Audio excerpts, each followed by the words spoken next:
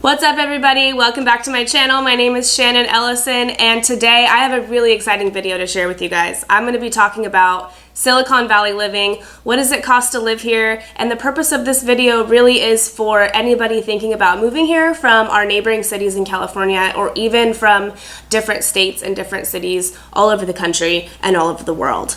It's very common that we have people moving to the Silicon Valley for work. There's a ton of job opportunities here, so it's very common that people move here and they buy, because if they're going to be here for any length of time, especially longer than that set 5 to 7 year real estate cycle that we always talk about, then it makes sense to buy in this area for appreciation reasons. We live in an inflation economy here and the price always goes up over time when you look at the big picture.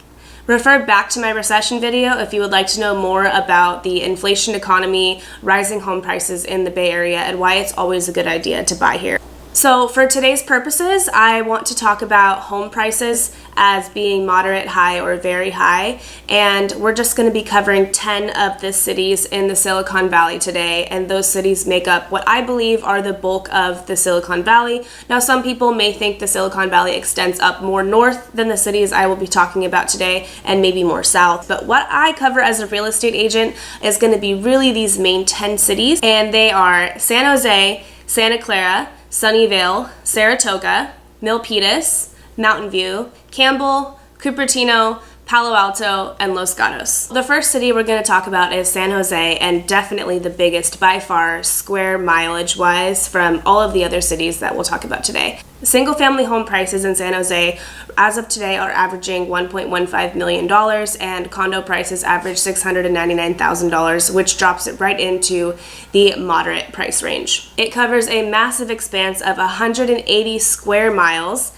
It contains all types of different downtown historic little neighborhoods and districts, some of them being Willow Glen, the Rose Garden, the Blossom Valley, and some others like the Cambrian, Evergreen, Alum Rock. There's endless neighborhoods down there in San Jose. The next city we're going to talk about is Campbell, and they fall also into the moderate price category, with single family homes averaging $1.46 million and condos averaging $899,000. They are an awesome city for families that are transferring up out of that first condo that they bought and they want to buy that first single family home in great school districts for their young kids.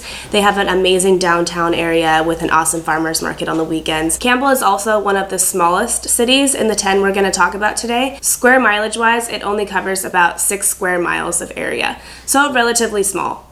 The next city we'll talk about today is Sunnyvale. I personally love Sunnyvale. I lived there right on the border of Sunnyvale and Mountain View for a year or so a while back, and it's a great spot to live, very lively, up and coming, and definitely expanding. The average price for a single family home right now in Sunnyvale is $1.79 million, and condos fall into the $1.19 million range, which still puts it at moderate on the scale. Sunnyvale is also relatively small compared to San Jose, but bigger than Campbell, being 23 square miles of area, and it's neighboring next to its sister city of Mountain View, which we'll talk about next. Single-family home sales in Mountain View right now are averaging $2.18 million, while condos are averaging $1.36 million, which puts it right over that threshold of high. Mountain View is home to Google headquarters, and it is also on the smaller side in area, being 12 square miles. Next, we'll talk about Santa Clara. Single-family home prices in Santa Clara average $1.35 million, while condos are $797,000 range, which puts Santa Clara at moderate on the scale compared to the other cities. Santa Clara is awesome because it's centrally located and easily accessible to all of the other Silicon Valley cities. Santa Clara is also known as the Mission City and is 18 square miles in area. So if you're looking for a home that is easily accessible to places like Mountain View or Cupertino, but you don't want to play Mountain View and Cupertino prices, Santa Clara might be your best bet. Next, we'll talk about Milpitas, and that's where I live right now, and it is kind of more on the east side of the Silicon Valley. When you go up a little bit more north of Milpitas, you run into Fremont, and I consider that to be really East Bay from there north. Milpitas, I still consider part of the Silicon Valley and an area that I cover. Single-family homes in Milpitas are sitting at the $1.09 million mark, while condos are sitting at $945,000, not far behind. And that probably is because a lot of the new construction in Milpitas is brand new, so it's not a lot of older condos. It's newer living, so the prices are a little bit higher. The current statistics right now in Milpitas show that it's falling on the moderate level in comparison to other Silicon Valley cities. Now we're going to rise a little bit in price, and we're going to talk a little bit about Cupertino. Single-family homes in Cupertino average right now $2.398 million, while condos are averaging $1.198 million.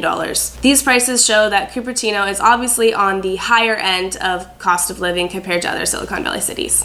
Now, Cupertino, keep in mind, is headquarters of Apple. It's also actually where my office is located, right on De Anza Boulevard and Stevens Creek. If you're ever in the area, feel free to drop by and say hi. Next, we have a quaint little town called Los Gatos, or city, I should say, because Los Gatos is amazing. One of my favorite cities here. I just unfortunately can't quite afford to live there yet. Single-family homes in Los Gatos average $2.198 million, while condos are $1.17 million.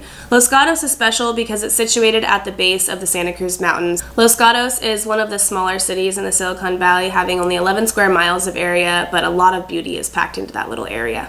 Some of the properties in Los Gatos have absolutely stunning views.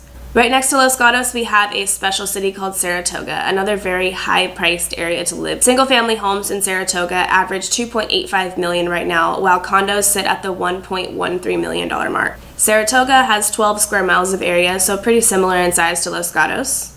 The next city and last city we're going to talk about is Palo Alto. Palo Alto is fairly large. It's about 26 square miles of area, and it is a special one. It's the northernmost part of the area that I cover in the Silicon Valley, and average single-family home sale prices right now are $4.08 million, while condos average $1.64 million.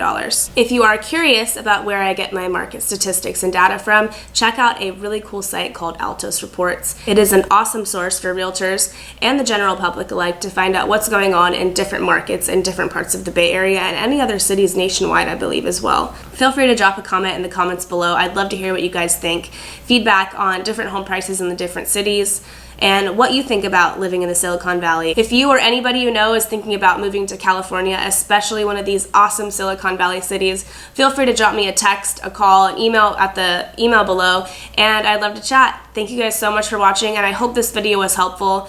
Give me some suggestions in the comments below for future videos to come. Thanks, guys.